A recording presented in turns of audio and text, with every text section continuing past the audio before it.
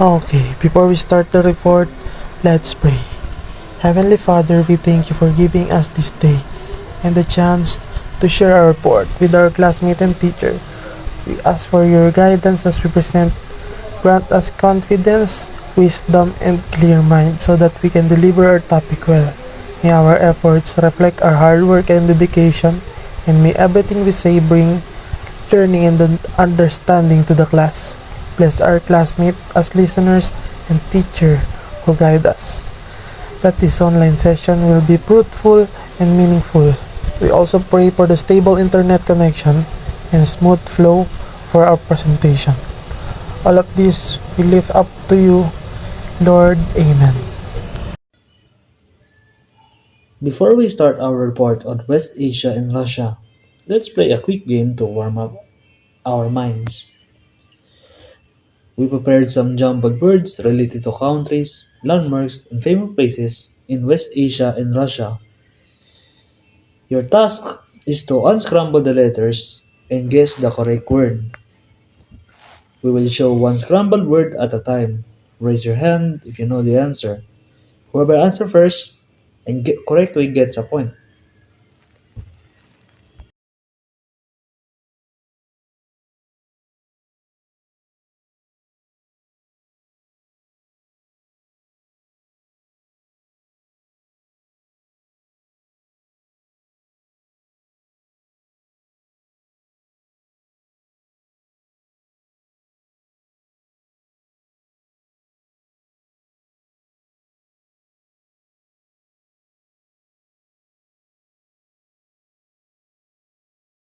Great job, everyone! Now that we exercise our brains, let's begin our journey through West Asia and Russia. Central Asia composed of Kazakhstan, Uzbekistan, Turkmenistan, Kyrgyzstan, and Tajikistan is a landlocked region historical center of Silk Road and influenced by Persian, Turkic, Mongol, and Russian Empire before gaining independence after the Soviet Union's collapse in 1991. Rich in oil, gas, and minerals, particularly Kazakhstan, Uzbekistan, and Turkmenistan, the region also relies on agriculture, hyperpower, and remittance. In Kyrgyzstan and Tajikistan, predominantly Muslim with Turkic, Persian, and Russian cultural influences. Central Asia holds on significant geophysical importance as a strategic crossroad between Russia, China, South Asia, and the Middle East, serving as a vital hub in energy trade and security. Russia, officially called the Russian Federation, is recognized as the largest country in the world, occupying an enormous land area of about 17 million square kilometers, which is nearly one-eighth of the Earth's total land surface, making it bigger than the entire continents like Australia and almost double the size of Canada, the second largest country.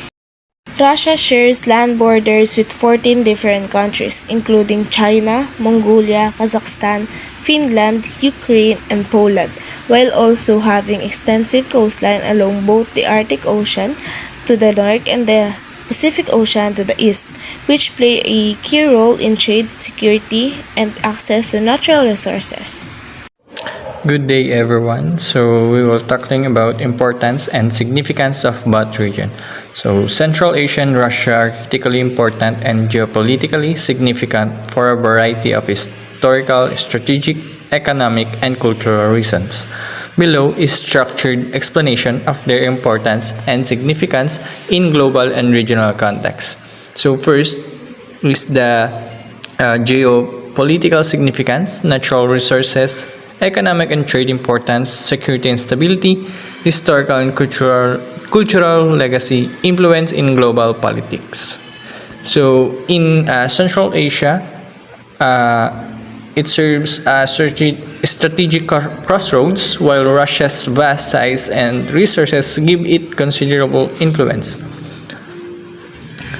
And in Russia, it's a world largest country by land area, holds immense significance due to its vast territory, natural resources, and historical geopolitical roles.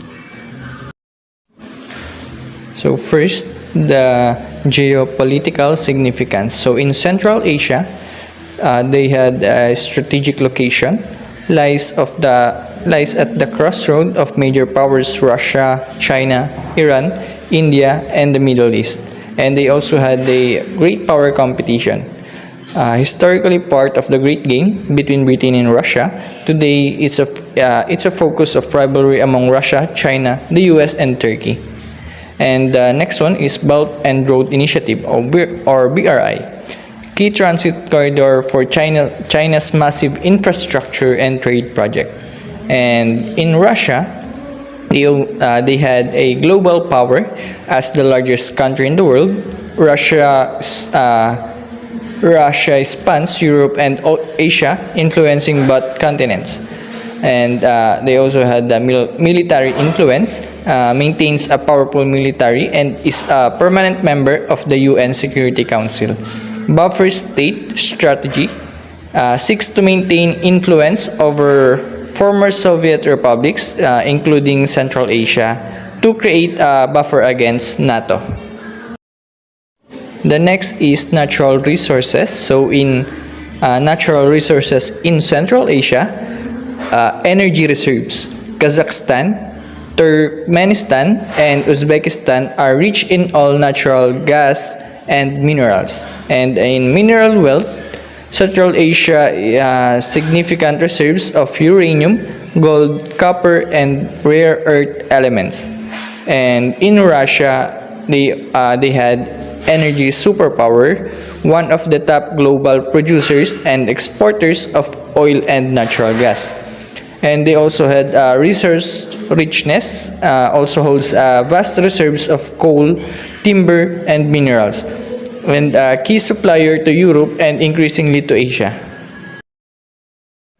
The third one is the economic and trade importance. So in Central Asia, they had a transit hub located along new trade routes linking East Asia to Europe.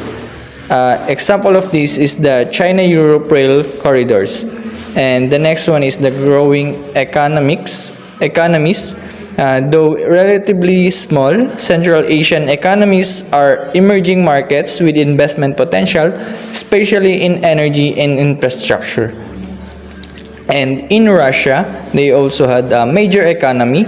Despite sanctions and slowdowns, still a top 10 global economy by purchasing power parity.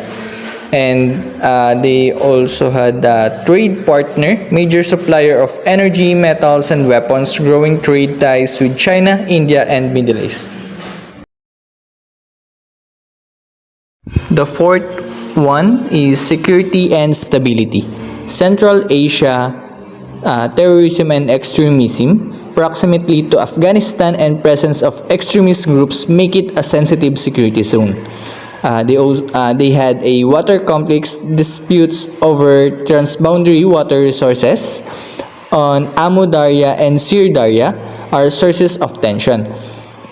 And while in Russia, they had security provider plays a dominant role in regional security organizations like the Collective Security Treaty Organization. And they had cyber and hybrid warfare, engage in modern forms of conflict and influence operations globally.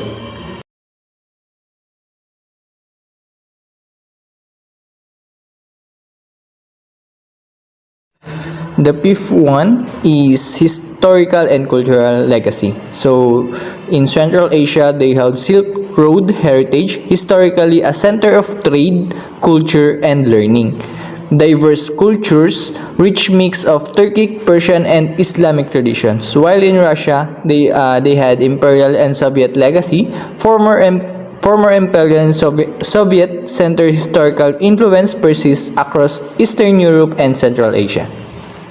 And they had cultural power, strong traditions in literature, science, and the arts, maintain soft power in many regions.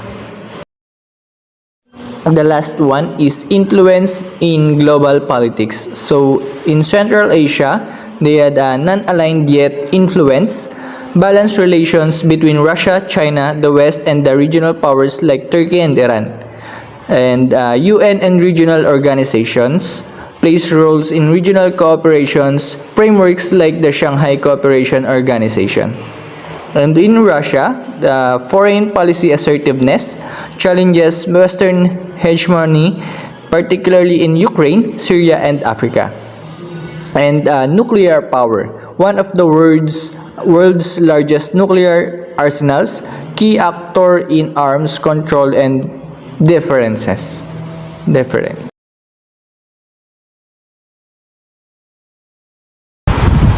Good day everyone, I'm Sean Chloe Esguerra and today I'll be discussing the geopolitical climate with a focus on Central Asia and Russia. We'll see how geography, territory, and politics affect these regions and why they matter to the world. They are important not just because of their size but also because of their resources. For example, oil and gas are used for fuel and electricity. Uranium is used for nuclear energy and minerals are used for buildings, electronics, and even the phones and gadgets we use every day. Central Asia in terms of territory. Historically, a crossroad of trade, Silk Road connection between East and West, landlocked but borders important powers, Russia, China, Afghanistan, and Iran. Border and water disputes remain, especially over rivers like the Amu Darya and Syr Darya. Former Soviet republics' current boundaries shaped by the USSR's collapse in 1991.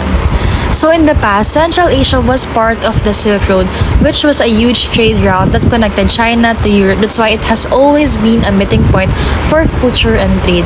So even though it doesn't have seas, it's surrounded by big and powerful countries like Russia, China, Afghanistan, and Iran.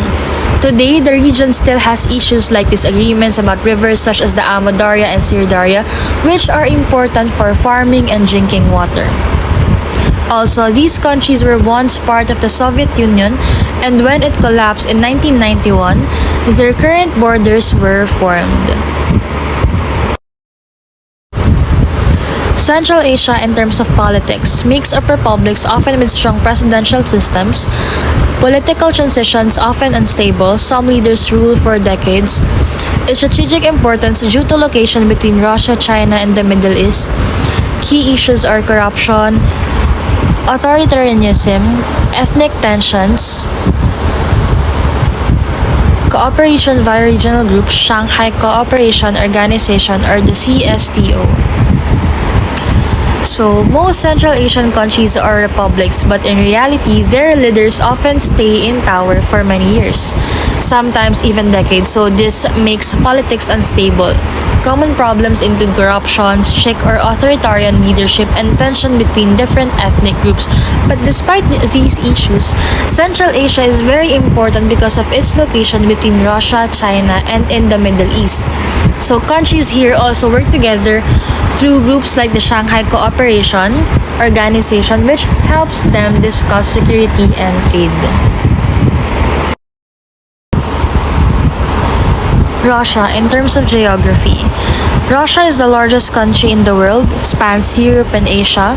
It has vast natural resources like oil, gas, coal, minerals, and forests.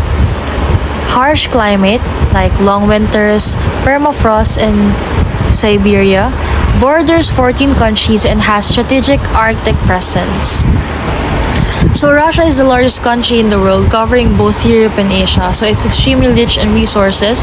It has oil and gas, which provides energy for homes, cars, and factories. So it has also coal, forests for wood, and minerals that are used in technology, weapons, and especially construction. So the climate in Russia is tough, with long freezing winters, especially in Siberia, where the ground stays frozen all year. So this is called permafrost. Again, in Siberia, the ground stays frozen all year. This is what we call permafrost. So Russia also borders 14 countries and has access to the Arctic, which gives it even more power since the Arctic holds hidden treasures and resources. Russia in terms of territory. Federal state with 85 federal subjects, control critical regions, Siberia, Caucasus, Arctic Ocean axis, historic territorial shifts like Soviet Union collapse, annexation of Crimea in 2014, and continues to assert influence over former Soviet states. So Russia is a federal state made up of 85 regions, as I've said. So it controls important areas like Siberia, the Caucasus, and the Arctic coast. Over history, its borders have changed many times. So after the Soviet Union broke apart in 1991, Russia lost many territories. So in 2014, it took over Crimea from Ukraine, which caused big arguments and conflicts with the world. So even today, Russia tries to keep control or influence over the countries that used to be part of the Soviet Union. Russia in terms of politics, federal semi-presidential republic but highly centralized under Vladimir Putin, a strong emphasis on military power and nationalism, faces sanction and global isolation due to Ukraine conflict, human rights issues, maintains influence via energy exports and alliances, or the BRICS and SCO. So Russia is officially a semi-presidential republic, but in reality, most power is in the hands of President Vladimir Putin. So the government focuses heavily on the military and nationalism. However, Russia faces problems too. Many countries place sanctions and which limits trade and weaken its economy. So this happened because of the war in Ukraine and human rights concerns. Still, Russia remains powerful because it sells oil and gas to other countries and builds alliances through groups like BRICS and the Shanghai Cooperation Organization. Central Asia and Russia both play big roles in world politics. So Central Asia is like a bridge that connects Europe and Asia. China's Belt and Road Initiative passes through it, making it very strategic. So its resources like oil, gas, and uranium power cars, homes, factories, and even nuclear plants. But the region also has security challenges, especially from Afghanistan and extremist groups. So Russia, on the other hand, is a global superpower. It has nuclear weapons, a permanent seat in the UN Security Council, and huge oil and gas exports. So these exports give Russia influence because many countries rely on them for energy. But at the same time, Russia is in conflict with Western powers like the United States and NATO, creating tensions similar to the Cold War. So in conclusion, Central Asia, it is landlocked energy-rich region, strategic crossroads between big powers. Russia is military superpowers and resource giant, so both regions are vital in shaping global politics, energy security, and international relations. So Central Asia is a landlocked but resource-rich region that connects powerful countries and plays a key role in trade and energy. Its resources like oil, gas, and uranium are used for electricity, fuel, and even nuclear power, making it very valuable. Russia, on the other hand, is not only the largest country in the world but also a military superpower and a resource giant. So its oil, gas, and minerals affect the global economy, while its politics and conflicts shape international relations. So together, Central Asia and Russia, they play a very vital role in world politics, energy security, and global stability. So what happens there doesn't just affect them, and it affects all of us. Here are some famous destinations in Central Asia. The first one is Samarkand and Bukhara, located in Uzbekistan.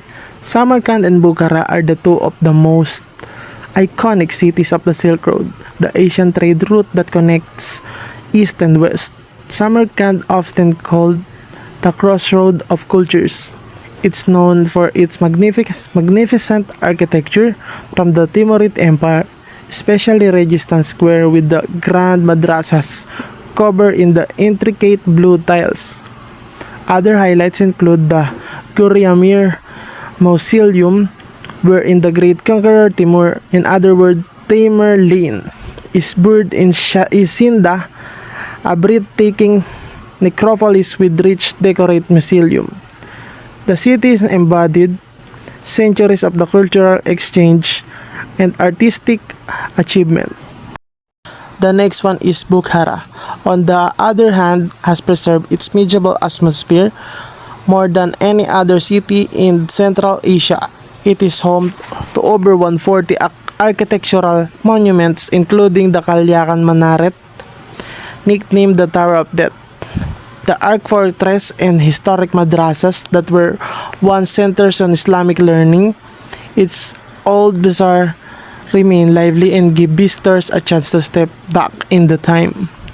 Together, these cities represent the height of the Islamic art, learning, and trade during the Silk Road era, and are UNESCO World Heritage Sites. The second destination is Isyk-Kul Lake, located in Kyrgyzstan. Isyk-Kul means warm lake in Kyrgyz. Is the world's second largest alpine lake, stretching over 180 kilometers in length and ringed by snow-capped peaks of the Tian Shan mountain. Despite being in the altitude of 1,600 meters, the lake never freezes due its mineral content and mild microclimate. The historical of Isyk-Kul was an important stop along the Silk Road, and nearby the archaeologists have discovered petroglyphs and ruined the ancient settlement submerged beneath its water. Today, the lake is a major holiday destination offering Sunday beaches, water sports, and therapeutic spas, surrounding village and resorts. Provided cultural experiences such as Kyrgyz horses game, felt making, and traditional music. For nature lovers, the area offers hiking, trekking, and horse riding opportunity into the surrounding mountains and valley, making it a blend of relaxation and adventure. Isyk-Kul is not just a natural wonder, but also a living symbol of Kyrgyz identity and traditions. The third destination is Almaty, located in Kazakhstan. Almaty is the largest city of the country, capital until 1997, and remains its cultural and economic powerhouse, nestled at the foot of the Tian Shan Mountains. It offers a unique combination of modern city life and breathtaking natural surrounding.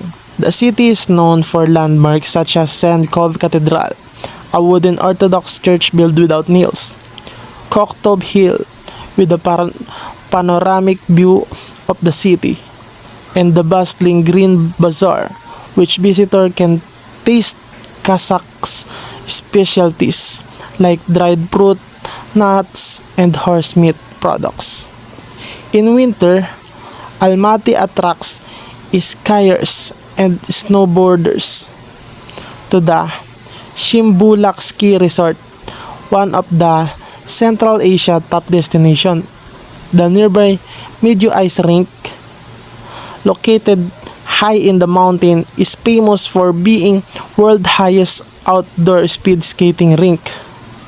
For nature's excursions, travelers can visit Big Almaty Lake, Charin Canyon, often called the Grand Canyon of the Central Asia, and Altim Emel National Park, home to the Singing Dunes.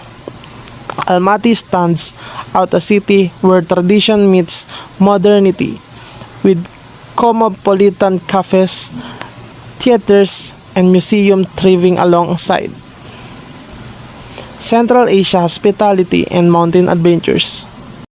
The fourth destination is Darvaza Gas Crater, located in Turkmenistan. The Darvaza Gas Crater, widely known as the Door to Hell, is the one of the most unique serial attraction in Central Asia. Located in Karakum Desert, this fiery crater was created in 1971 when Soviet geologists accidentally drilled into the massive underground gas cavern. To prevent the spread of toxic gas, they set the crater on fire, not expecting to burn for only a few weeks, but it has continued to blaze for over 50 years. The crater measures about 70 meters wide and 30 meters deep, glowing with the flames, emitting heat that can be felt from the distance. At the night, the scene became even more dramatic as the ferry fit lights up with the desert landscape, creating the almost otherworld experience.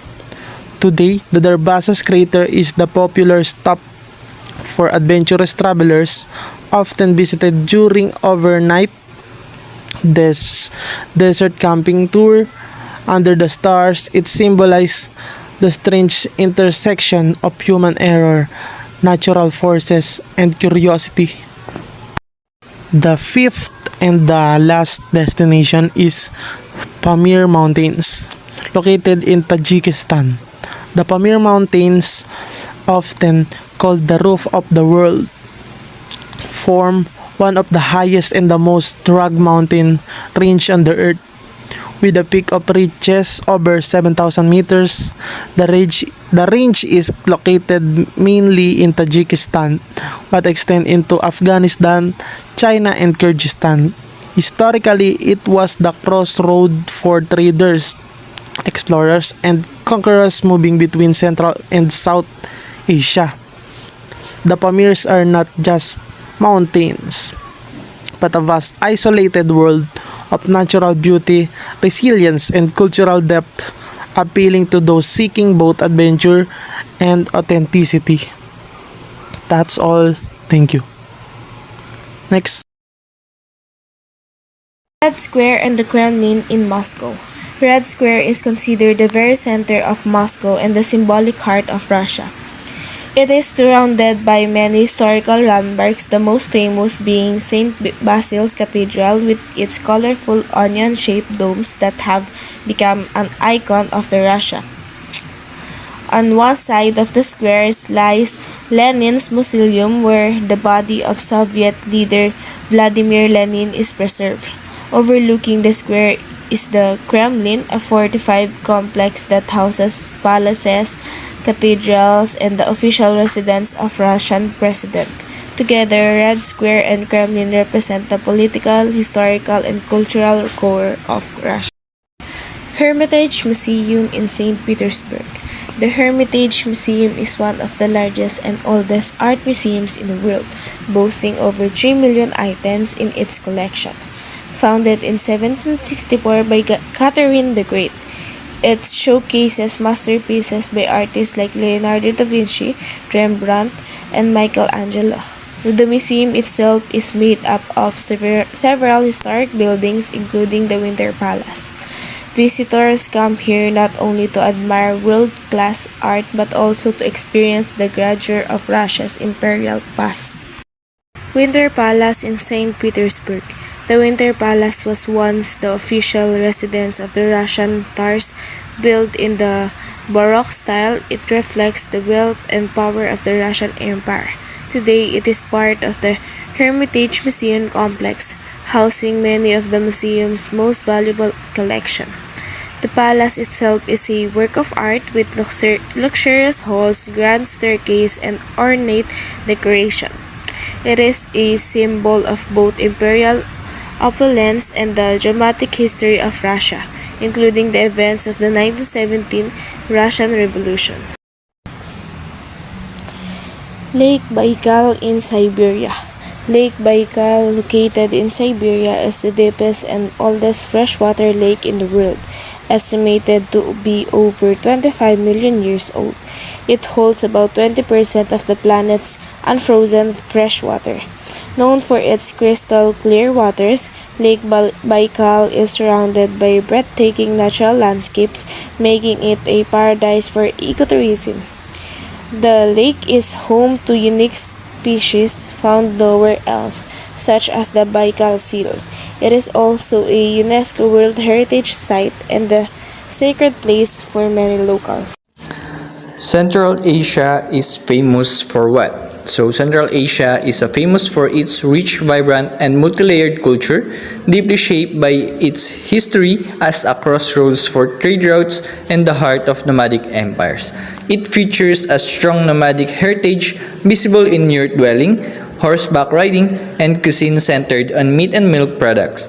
The culture is also defined by its Turkic language, predominant Islamic faith, a blend of European, South Asian, and East Asian influences, and a wide array of arts and crafts reflecting both nomadic life and its historical role on the Silk Road. So what is a yurt? So a yurt is a portable round tent with a flexible wooden frame covered by felt or canvas.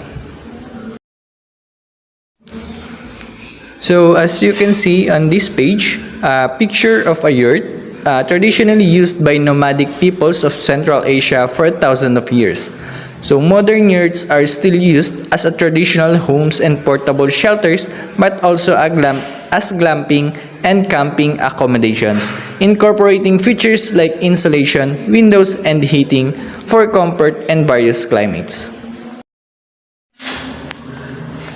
Central Asia is famous for it's known for a tradition of diverse folk and religious dances, including the historically influential Husuan dance from the western regions, the ritualistic Cham dance of Tibetan Buddhism, and regional styles like the vigorous Turkmen Lasgi dance and the graceful Uzbek Khorazm dance or Lasgi.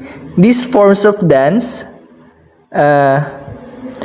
perform at social gatherings and religious ceremonies, demonstrating the region's deep cultural history and variety. So as you can see on this next page, this picture of Husuan dance, the costume. So originating in the western regions, this dance is known for its intense rotating movements and symbolizes cultural integrations between China and Central Asia. The next one is the Cham dance, a ritualistic dance performed in monasteries. Cham dance has its roots in shamanic practices and was adapted to Buddhist dogma in Tibet before spreading to other parts of Central Asia. And the next one is Lesgi dance, a popular Turkmen dance characterized by its fast-paced footwork and acrobatic moves, often performed in groups during celebrations. And on this next page, we also had the Lesgi or Lasgi dance. Lasgi dance, sorry. A centuries-old dance originating in the Khorazm region, which has since become popular throughout Uzbekistan. So the last one is Kazakh dance. This is including the popular Karazorga or Black Pacer, which vividly captures the lives and feelings of steppe nomads according to the Central Asia program.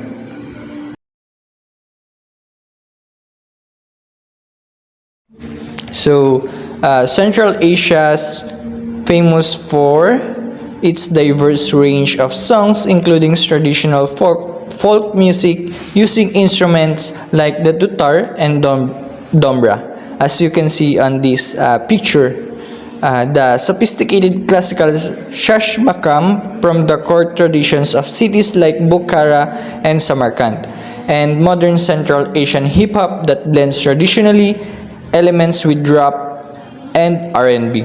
So specific well-known songs include those from Soviet era like Kazakh Waltz and various Tajik and Kyrgyz pieces, as well as modern viral tracks such as Aman Aman and artists like Kairat Nurtas.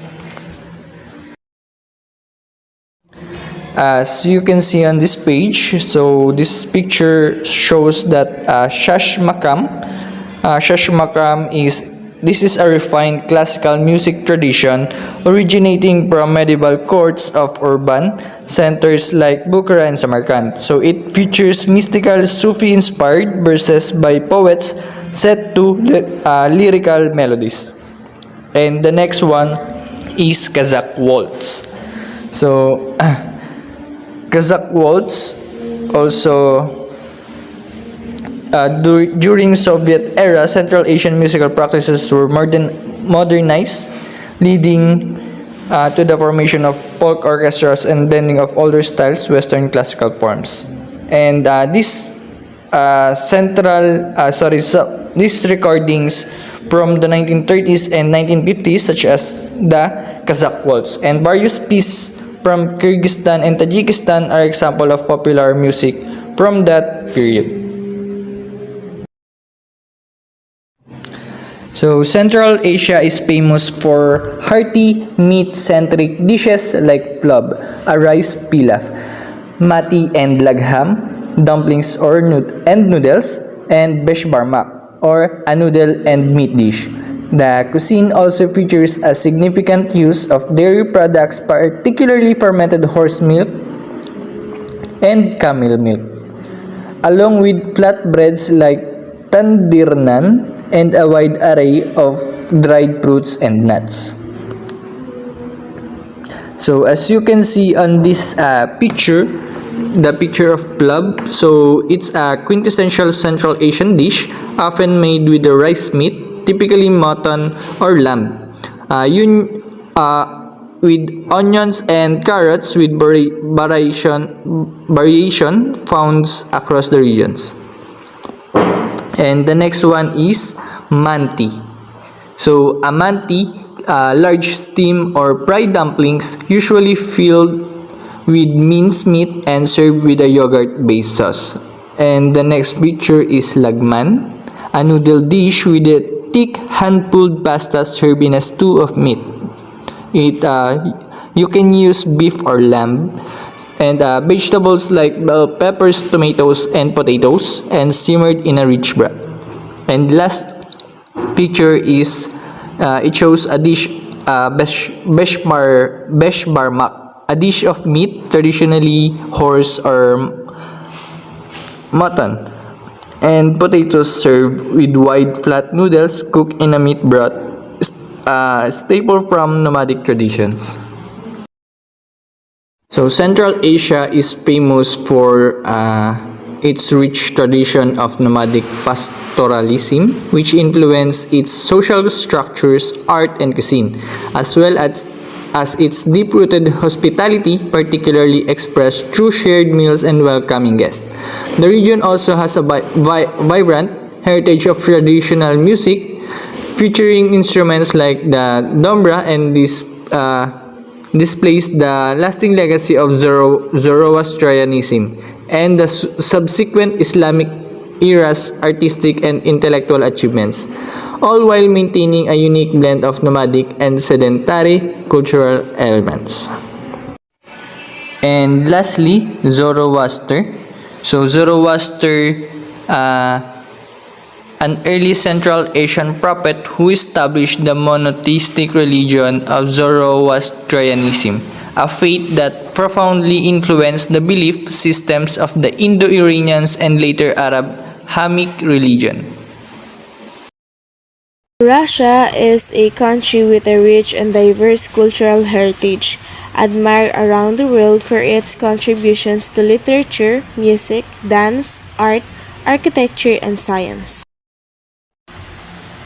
Russia has produced some of the greatest writers in history: Leo Tolstoy, author of War and Peace, and Anna Karenina. Their works explore deep questions about morality, society, and human nature. Other notable authors include Anton Chekhov, a master of short stories and plays, and Alexander Pushkin, considered the father of modern Russian literature. Ballet is one of the most prestigious art forms globally. The Bolshoi Theater in Moscow and the Mariinsky Theater in St. Petersburg are world famous for their performances. Composers like Fyodor Lynch, who created masterpieces such as Swan Lake, The Nutcracker, and Sleeping Beauty, made Russia central to classical music and ballet traditions. Russia's architecture is iconic, especially the onion dome churches that symbolize the country's unique identity. St. Basil's Cathedral in Moscow, Red Square, it's one of the most recognizable landmarks in the world. The Kremlin, with its palaces and cathedrals, represent the political and historical heart of Russia. Places like the Winter Palace in St. Petersburg show the grandeur of the Tars. Cuisine reflects its history and climate.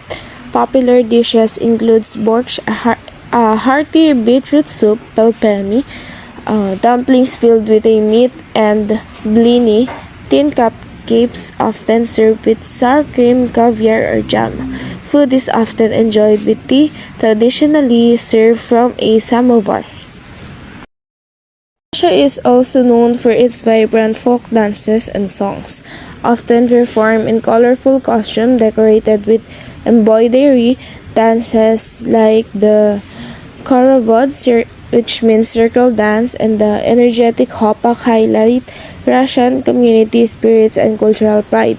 Folk music featuring instruments like the balalaika, a triangular string instrument, remains an important part of cultural celebration. Russia has produced many influential figures who shape history. Peter the Great and Catherine the Great expanded the Russian Empire and modernized the country. Yuri Gagarin became a global hero as the first human to travel into space in 1961. In the arts, figures like Tolstoy and Dostoevsky stand as cultural icons admired worldwide. Visa requirements.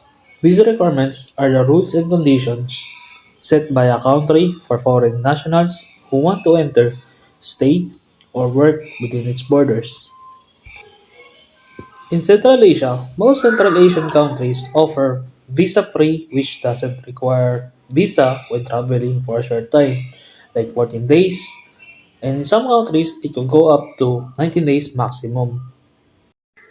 In Russia, citizens of CIS can stay up to Russia without visa, but now in 2025, the rule was changed to 90 days per calendar year.